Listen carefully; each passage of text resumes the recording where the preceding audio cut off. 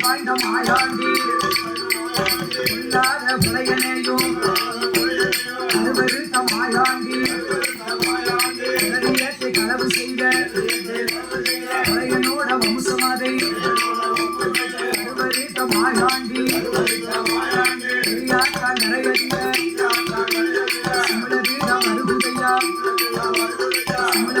அருகும்போது